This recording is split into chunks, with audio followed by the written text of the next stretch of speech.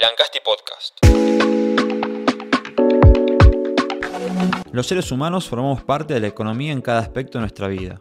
Cada elección que hacemos tiene implicaciones económicas basadas en nuestras creencias.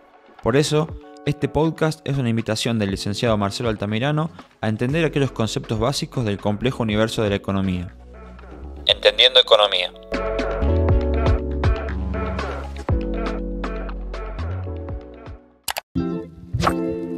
Este episodio es auspiciado por Hotel Ancasti, una propuesta única y moderna para que tu estadía en Catamarca sea inolvidable.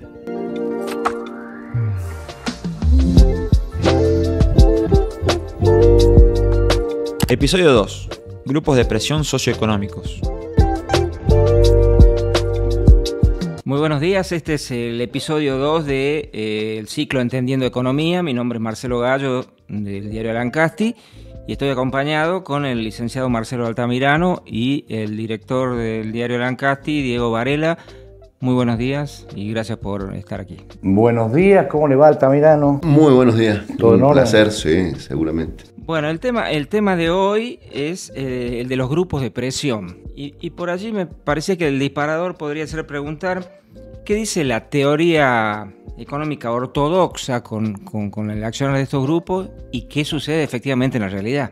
Ese es un punto, porque vos sabés que cuando se enseña la teoría económica en la Argentina, lo primero que se enseña no es teoría económica generada a partir de la realidad en la Argentina, sino que es teoría económica importada a partir de las grandes escuelas económicas y la dominante, que es la escuela neoclásica, así se llama en la jerga. Lo que pasa es que la ventaja que tenemos en la Argentina, y aquellos que hemos estudiado en algunas universidades un tanto más universales, hemos tenido la oportunidad de leer a los estructuralistas, que son personas que han escrito en Brasil, Argentina, Celso Furtado, Prebisch, ese tipo de gente que te dice, no, perdón, acá hay que estudiar algo previo a la teoría neoclásica de la oferta y la demanda, que es cómo miramos los economistas a la sociedad en cuanto a grupos de interés que se relacionan a partir de necesidades comunes o de intereses comunes y cómo esos grupos interactúan a la hora de la generación de riqueza, de la generación de ingresos y de la distribución de esa riqueza. Este conflicto, Marcelo, se ve mucho en este momento, ¿no? Es como si el gobierno nacional tiene una teoría, la aplica a rajatabla y colisiona con la política. Es como que dice, bueno, esta teoría se va a desarrollar de tal manera y va a dar tales resultados, pero después cuando se aplique en realidad empiezan a surgir problemas de diferente naturaleza. Me imagino que eso es más o menos lo que estás hablando. Hay como una teoría pura que postula el presidente y después eso baja a la realidad y van apareciendo problemas como obstáculo al desarrollo de esa teoría. Claro, porque como es la teoría neoclásica y toda esta otra teoría que se enseña, esa economía positivista en las clases, no está escrita en función de la lógica cultural o la lógica política que impera en países un tanto más desordenados, podríamos decir entre comillas, que países donde, por ejemplo, una cosa horrible sería que haya 3% de inflación en un año o 5%. Entonces, allí sí funcionan una serie de recetas en términos de restricciones económicas, de la ley de oferta y mercado, etc. Sí funcionan. Pero cuando nosotros estudiamos lo que se llama la macro inicial, el modelo se conoce como flujo circular del ingreso. Entonces los tipos lo que dicen es, mira, hay dos sectores grandes, las familias y las empresas. Sí. Entonces, las familias vamos a suponer que son las propietarias de todos los recursos de la producción. Bueno, entonces ahí los tipos empiezan a decir, ojo, los pobres son dueños del trabajo y nada más. Después vienen los terratenientes, los empresarios, los capitalistas. Cada uno tiene una propiedad en términos de los recursos que después van a ser juntados por las empresas para producir los bienes. Entonces ya del inicio vos tenés una discusión en términos conflictivos, te dice Celso Furtado, en el sentido de que los intereses de las personas que conforman la familia como gran grupo son absolutamente antagónicos en algunos casos. Usted es un zurdo. Bueno, También no quiero decirle. No, la verdad que en la escuela no pública. suelo llorar. Digo, si esa es la analogía. Tiene esto mucho que ver con el tema de la distribución, ¿no? ¿Qué es lo que tiene cada uno o cada sector en el punto de salida de ese juego que se supone virtuoso entre oferta y demanda, ¿no? Claro, exacto. Por eso lo que te está diciendo es, miren, Fíjate vos en los discursos de los funcionarios del gobierno actual. Dice, no, acá no hay otro derecho más que el de la propiedad, por ejemplo. Como está bien, nadie en su sano juicio, ni siquiera los estructuralistas, discuten la propiedad privada. Nos podemos remitir a anarquistas allá, Bakunin, diciendo, bueno, la propiedad es un robo y todo eso. Pero no discuten eso. Ahora dicen, pero ojo, porque la propiedad privada también tiene que ver con la propiedad que tienen las personas sobre su trabajo. Entonces, ¿en qué parte nosotros defendemos el derecho del trabajo? Ahora, una de las cuestiones que tienen siempre los gobiernos a la hora de gestionar es tratar de buscar un equilibrio entre los grupos de presión. Ahora, la Argentina 2024 parece como inclinado hacia determinados sectores, es decir, no hay un equilibrio, ni mucho menos, sino que hay una tendencia a favorecer a determinados sectores, por ejemplo, los económicamente concentrados respecto del mundo del trabajo, de los movimientos sociales. Es más difícil reconstituir ese equilibrio en este contexto actual.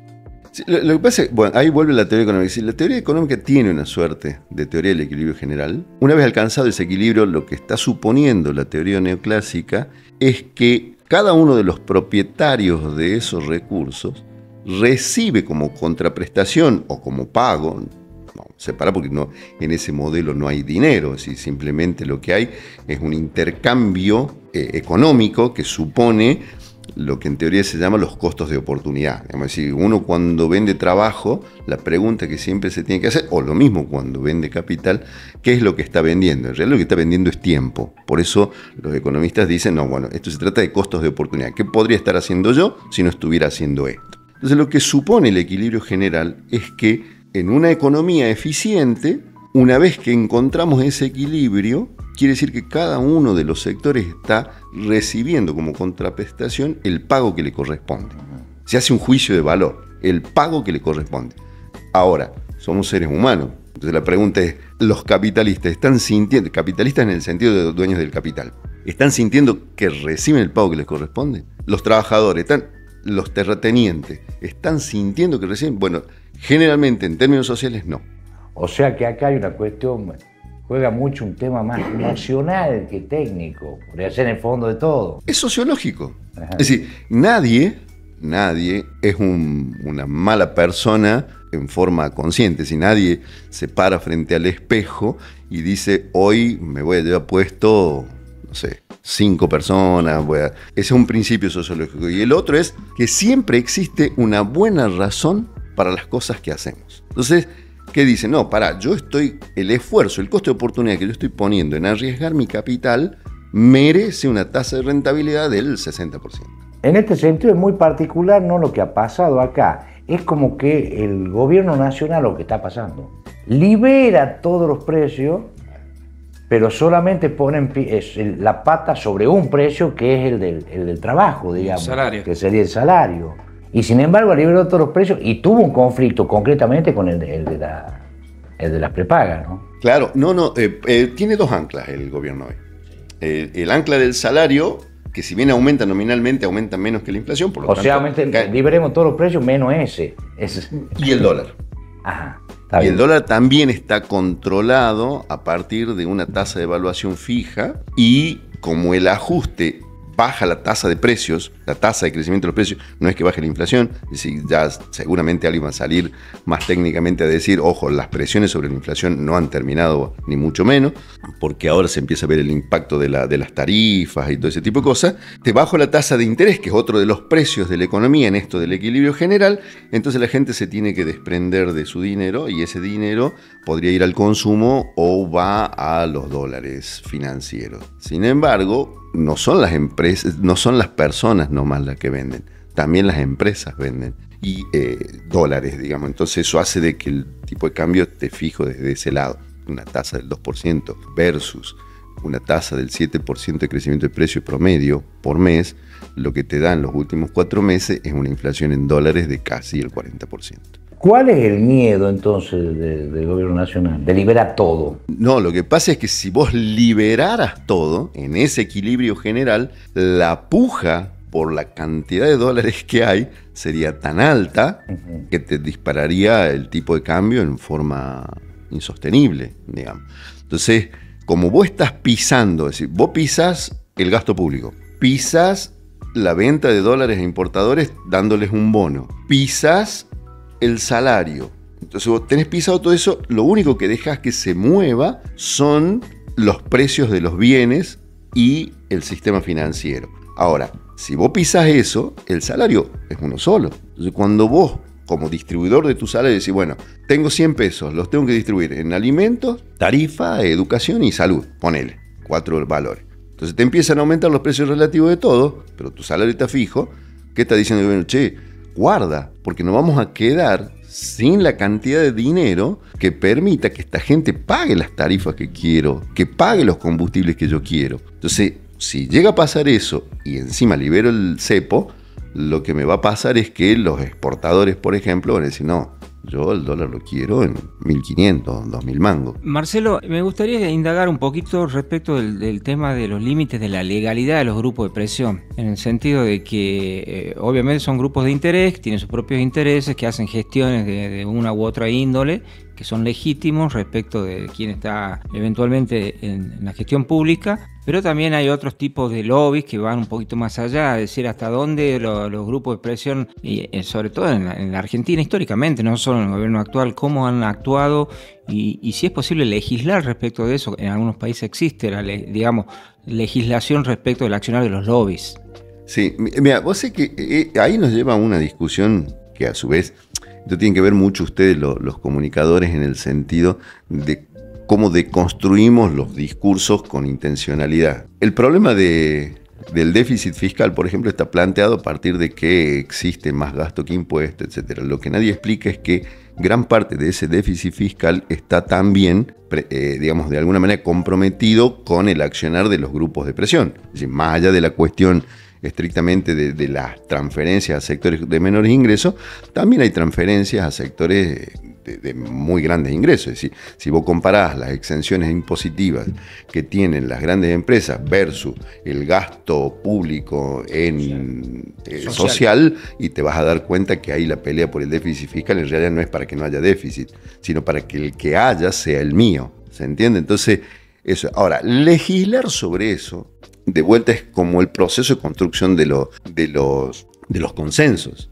Es decir, a mi criterio y desde donde yo miro la teoría política, que la miro desde la economía, las leyes son producto de esa situación. No me parece que las leyes sean mecanismos de contención de los fenómenos sociales, sino que son la expresión de esos grupos. La consecuencia de ese accionar. Claro, entonces si vos escribís una ley sobre patentes, es el que la presenta le parece que quiere resolver el problema de patentes, pero probablemente sea cuestión de que los que manejan patentes quieran que la ley tenga esa forma. Entonces me parece que de vuelta ahí sale del terreno de la economía en términos de la teoría económica. Lo único que puede hacer la teoría económica es mirar y decir, che, cuando vamos hacia la economía normativa, que es la que te dice usted debe hacer esto, debe hacer aquello, podés dilucidar a partir de ahí y decir, bueno, mira, acá esto sí está jodiendo la distribución del ingreso, esto sí está generando incentivos a la producción. Es lo mismo que la mirada que tienen los contadores y los economistas de los impuestos. Los contadores tienen una mirada de los impuestos recaudatoria. Decimos, subo acá para recaudar tanto, para gastar esto. Y los economistas tenemos una mirada que dice, no, los impuestos son incentivos que direccionan en un sentido u otro la actividad económica. Es decir, si yo quiero favorecer a alguien, le voy a bajar la tasa de impuestos. Che, pero ¿y la recaudación? Es que no me interesa la recaudación. Lo que me interesa es que ese grupo económico crezca. Está bien. ¿Se entiende? O sea que la discusión sería quién le financia el déficit a quién. Ese sería el asunto finalmente. En el fondo es eso. Porque hay acá, digamos, el presidente ha puesto en el foco, dice, la razón de todos los males es el déficit. Desde la contraparte política, la razón de todos los males es el déficit porque ese déficit se financia con emisiones, eso dice. La teoría incluso. Claro, y el presidente, que tenemos que terminar el déficit como sea, porque de esa manera vamos a terminar con el déficit. Y de la contraparte dicen, no, hay otros países que tienen déficit, incluso tienen déficit sostenido y sin embargo funcionan. Y nosotros no, y el problema es son los dólares, que faltan dólares, y entramos ya en toda esa discusión. Ahora, el problema es entonces quién financia el déficit, cómo se financia el déficit. En realidad son dos. Es cómo se genera ese déficit, por qué se genera, qué objetivo tiene y quién lo financia. Porque si yo voy a tener déficit en términos fiscales, voy a tener déficit, pero ese déficit va a estar dirigido a el aumento de la actividad económica, tengo que mirar la economía en plazos. Esto es algo que hemos charlado con Marcelo en otro momento. Tengo que mirar la economía en plazos, en consistencia dinámica. Entonces, si yo tengo déficit hoy, pero estoy generando diques, puentes, caminos, hospitales, científicos, etc., la teoría diría que en el largo plazo la actividad económica de esos impactos tendría que generarme superávit en términos económicos. Ahora, ahí viene la discusión. No, si yo voy a usar si voy a tener déficit, podría financiarlo con emisión y hacer esto, financiarlo con deuda y hacer esto. Pero en ambos casos, si es esto, la actividad económica aumenta. El tema es, si yo voy a tener un déficit y no va a pasar nada de eso, voy a tener un problema. Entonces, hay que mirar el déficit contra el crecimiento económico, por ejemplo. Que es un problema que tiene ahora el país, que no consigue, o sea, la inestabilidad política, la volatilidad de la escena política es como que no genera la confianza suficiente como para las famosas inversiones que vengan allá. No solo la inestabilidad, es decir, si yo tengo un mercado interno absolutamente deprimido, que es lo que estoy diciendo, si no hemos hecho cosas para que en el año siguiente haya más actividad, no entiendo cómo alguien podría decir de hacer un negocio en un lugar donde no le van a comprar. Es decir, ¿cuál es la finalidad que tiene alguien para poner un negocio? Vender lo que quiere vender. Y si no hay nivel de ingresos que permita, digamos, ya dijimos, el salario es uno solo, si lo meta a repartir por varios aumentos, me voy a dejar de comprar bienes. No va a haber inflación, sí. Ahora, ¿qué eso quiere decir? ¿Que nos vamos a alimentar mejor que lo hacíamos en enero? No. Vamos a ir en la misma situación. Y finalmente, para ir cerrando este episodio, me gustaría reflexionar respecto porque históricamente en la Argentina han gestionado dirigentes políticos profesionales que vienen de la militancia partidaria y llegan al poder. En el actual gobierno, y también hubo una experiencia en el gobierno de Cambiemos, digamos, hubo ya gente de los grupos de presión o los grupos de poder como funcionario. Lo tenemos, por ejemplo, en Luis Caputo actualmente, que viene del mundo financiero. Es decir, ¿cómo se interpreta este cambio de paradigma, digamos, donde muchos dicen, bueno, ya el gobierno está atendido por los propios dueños del poder, digamos? Mira, en ese sentido yo lo que creo es que, y ahí declaro una parte de ignorancia profunda respecto de que, pero sí tengo una sospecha respecto de que me parece que se han dado dos fenómenos claros. Uno es el cambio de lo que consideramos el sujeto histórico de estudio, digamos, es decir, las personas comunes en la sociedad, no solo en la Argentina, sino en el mundo, son diferentes. Es decir, es muy difícil hoy, me parece, hacer análisis de tipo sociológico, filosófico, para que nos den una idea de qué está pensando el sujeto histórico. Es desconfiado, no tiene redes, le molestan las leyes. No, la verdad que no lo sé.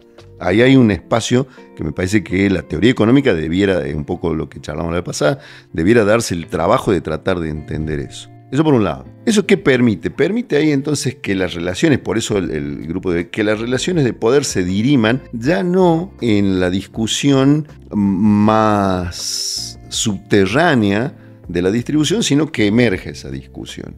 Y me parece que eso es lo que ha emergido, por lo menos después de 2018, 2019 y un poco en la década de los 90, emergió que esa discusión por la distribución del ingreso se tenía que dar ya no en forma subterránea ni de discusiones en el mercado, sino directamente discusiones en el lugar donde se disputa el Estado como fuerza. Y ahí me parece que ese cambio en el sujeto histórico ha permitido de que esta discusión ya se dé en un plano sin ningún tipo de maquillaje. Digamos, yo me siento en YPF y pongo toda la directiva, no hace falta privatizar YPF. Esta es una discusión de los 90. No hace falta pivot. Directamente pongo el CEO, pongo esto, pongo el otro y hago esto. Che, escuchame, tenemos que ir a la dirección. No, ¿sabes qué? Vamos a poner el secretario de trabajo. Entonces yo pongo el secretario de trabajo y se termina todas las discusiones de los juicios laborales. Es decir, por eso ha cambiado. Yo no sé si a razón de la comunicación, a razón de la desesperanza, la caída en la fe, no me refiero en términos religiosos, sino en la confianza, ha hecho que el sujeto histórico, que es el que tiene el poder en la calle para modificar los efectos, se duerma. Y entonces cuando eso está así, el conflicto emerge en ese lado. También. ¿Cómo ve la perspectiva? Bueno, más allá de todo este análisis sobre los sujetos históricos, bueno, antes estaba la CGT, por ejemplo, no. Bueno, es más o menos lo mismo. Es como si hubieran caído las máscaras. Como si el sistema hubiera funcionado como una suerte de máscara que atenuaba en alguna medida la escenificación de esta puja que todavía existe. Lo que deduzco yo de todo lo que venía diciendo Marcelo es que es la importancia fundamental que tiene la política en todo esto. Es como que el país, eso, volvemos a lo mismo, ¿no? La falta de confianza es no solo por la falta de expectativas de lo que se vaya a producir, del retorno que vaya a tener este modelo económico para invertir, me refiero, sino también porque es como que está muy fragmentado todo, ¿no? Es como que no se ve un horizonte donde se vaya a estabilizar como para decir, bueno, vos vas a ordenar esto de tal manera que mi inversión no se va a caer en el mediano plazo. Hay sectores que están ganando tunas en este proceso de los últimos meses. Para uno común, si hubiese sido un especulador y vendía sus dólares a 1.400 pesos en diciembre y ponía esa plata a plazo fijo y todos le decían, che, vas a perder contra la inflación, sí, vos esperá. Entonces vendía 1.400, me gané en pesos, no sé, 110, 70, 80, etcétera, y salgo ahora y me compro, tengo una ganancia neta en dólares del 60%. Es decir, que si yo hubiera depositado en plazo, hubiera vendido $1.000 en plazo y lo hubiera depositado en plazo fijo, hoy a la salida tengo $1.600 en 4 meses. Es una cosa que no tiene nada que ver con ninguna actividad económica en ninguna parte del mundo. No, tuvimos una experiencia aquí en Catamarca de eso. No, sí. Eso nosotros, yo doy ejemplos de eso y lo doy como ejemplo de la existencia real de un mercado de capitales en Catamarca. Bien, bueno, damos por concluido entonces este episodio 2 de Entendiendo Economía. Marcelo Carpincho, gracias por la participación y nos reencontramos la próxima vez. Este episodio fue auspiciado por Hotel Ancasti, una propuesta única y moderna para que tu estadía en Catamarca sea inolvidable. Entendiendo Economía es un podcast original de Ancasti narrado por Marcelo Altamirano. Narración, guión y producción, Marcelo Altamirano. Presentadores invitados, Marcelo Gallo y Diego Varela. Dirección, Gaby Castro. Producción general, Consuelo Altamirano y Gaby Castro. Diseño sonoro e ilustración, Agustina Brandán. Presentación y créditos, Ezequiel Soria.